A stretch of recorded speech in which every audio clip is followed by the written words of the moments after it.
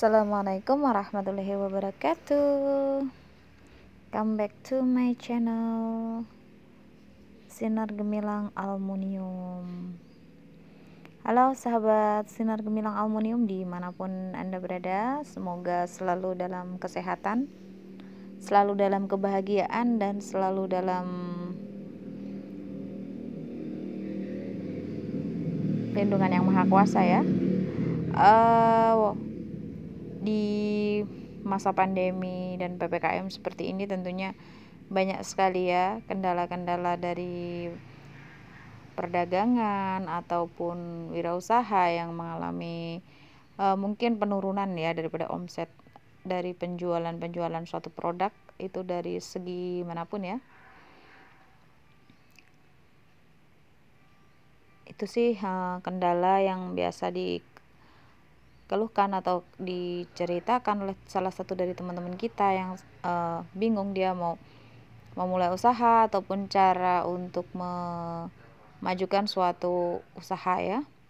Jadi di sini buat teman-teman semua untuk pemula maupun yang udah merintis aluminium tapi mengalami kesulitan dalam penjualan maupun dalam pembuatan produk itu sendiri, kita mau coba berbagi untuk buat teman-teman semua tips-tips cara untuk membuat toko kita itu lebih maju dan tips-tips pembuatan agar kita bisa menjual harga pasaran lemari itu lebih terjangkau ya, tapi dengan bahan yang berkualitas. Ya teman-teman semua, sebelum kita lanjut untuk pembahasan lebih lanjut lagi mengenai aluminium dan kaca, buat teman-teman semua yang belum subscribe, untuk subscribe channel ini, dan yang udah subscribe, saya ucapkan terima kasih. Semoga yang kita berikan bermanfaat buat teman-teman semua dan berguna sehingga kita lebih semangat lagi untuk memberikan motivasi-motivasi terbaru untuk para pengusaha aluminium dan kaca tentunya ya. Oke teman-teman, sekarang kita mulai pembahasan tentang seputar aluminium dan kaca ya. Jadi di sini tuh yang kita mau bahas terlebih dahulu itu bagaimana cara kita bisa tetap bersaing dalam keadaan pemasaran yang udah cukup luas ya untuk aluminium itu sendiri, kecuali kalau untuk di tempat-tempat tertentu yang harga jual emang masih tinggi ya, masih sangat bagus dan menjadi sebuah usaha yang benar-benar menjanjikan hasilnya ya.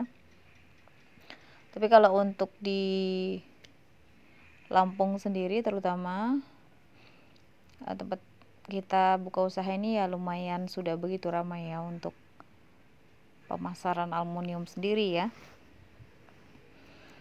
Ini sebenarnya bukan tips sih, cuman kita mau berbagi pengalaman ya buat teman-teman semua ya yang udah kita alami ya dari pertama rintisan sampai dengan sekarang. Alhamdulillah aluminium tetap menjadi pilihan sebagian besar masyarakat Lampung tentunya ya untuk memiliki produk-produk berbahan dasar aluminium dan kaca ya. Jadi sebenarnya yang pertama yang harus kita lakukan itu kita harus tetap menjaga kualitas ya. Jadi kualitas suatu produk itu memang menjadi kunci dari sebuah usaha ya. Jadi kalau kita sedang bersaing ataupun begitu banyaknya persaingan perdagangan tentang suatu produk, itu yang pertama kita perhatikan itu kualitas ya teman-teman ya. Jadi jangan karena persaingan itu begitu banyak sehingga kita bikinnya asal-asalan, yang penting dengan harga murah, itu justru akan membuat usaha kita itu kedepannya bisa dibilang kita akan menghancurkan usaha kita sendiri atau membuat omset perdagangan kita itu menurun drastis ya. Oke lah, dari pertama kita penjualan akan banyak sekali peminatnya, tapi setelah itu dia akan mengalami penurunan karena dari kualitas itu orang-orang yang mau beli atau pelanggan kita itu justru pergi ya, justru tidak mau balik lagi untuk membeli produk kita. Oke, dan jadi itu tadi yang pertama adalah kualitas suatu produk. Nah, yang kedua itu pengalaman yang kedua itu model ya. Jadi kita itu harus selalu update ya, selalu update tentang model, bentuk itu, sehingga kita model-model kita itu selalu terlihat menarik ya, menarik, elegan, tapi dengan harga-harga yang terjangkau ya. Jadi kita tidak menekan suatu harga, tapi kita bisa membuat orang itu lebih tertarik dengan produk kita karena model ya. Tapi kalau untuk yang ini saya rasa modelnya simple ya. Mungkin kita cuma bisa memberikan variasi-variasi seperti kaca yang biasanya kita memakai motif bunga ataupun full kaca silisia, kita bisa kombinasikan dengan kaca bening seperti ini ya. Dan yang ketiga ya,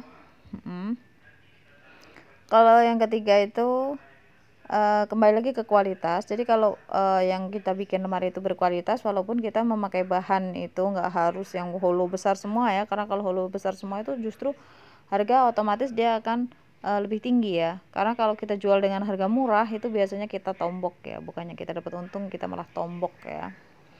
Jadi contohnya lemari ini ya. Jadi lemari ini memang sengaja ya kita bahan itu kita kombinasikan antara bahan 7/8 berwarna hijau dan silver. Itu memang bertujuan untuk lebih menekan modal ya, dan kita bisa menjual dengan harga pasaran tapi dengan bahan yang berkualitas ya.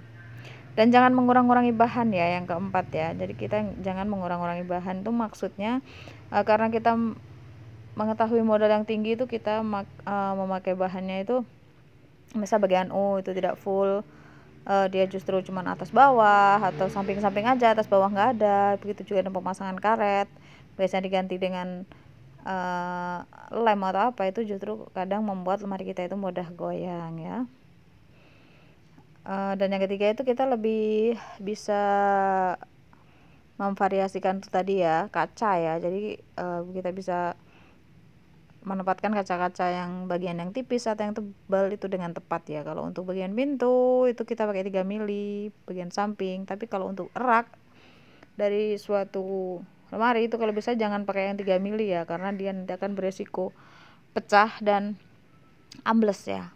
Nah, jadi itu sih 5 pengalaman dari kami ya, dari Sinar Gemilang yang udah kita alami, yang udah kita jalani usahanya. Kita dari rintisan awal sampai sekarang alhamdulillah, walaupun toko kita nggak begitu besar tapi berjalan dengan sesuai dengan yang kita harapkan ya. Dan alhamdulillah omset juga mencukupi untuk kita membayar para karyawan dan juga untuk kebutuhan lainnya ya teman-teman ya. Kalau untuk model rak piring ya, karena tadi itu tips bagaimana agar usaha kita tetap berjalan. Dan kalau untuk model ini sendiri ya, model rak piring ini sendiri itu bagian belakang bahu belakang itu kita full memakai plin rata ya teman-teman ya, plin rata bukan aluminium ataupun plat jeruk ya, tapi kita memakai plin rata, jadi dia lebih kokoh untuk rak piringnya. Kita kombinasikan kaca dan keramik tentunya ya. Kalau bahan ini tadi hollow utama itu hollow kembang 78, untuk lainnya kita menggunakan 7/8 petak ya teman-teman semua ya.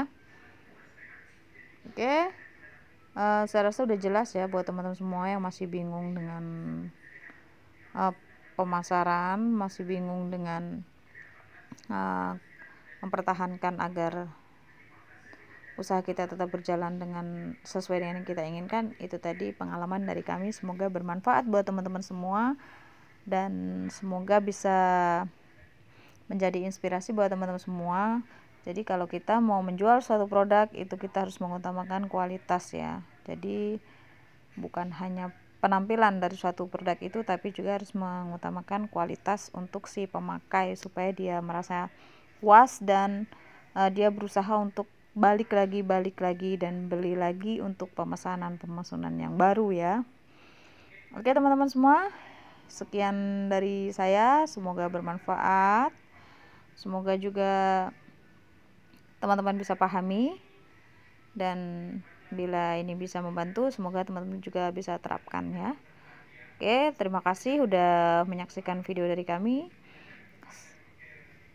Saksikan video kami selanjutnya, dan salam sukses bersama aluminium dan kaca.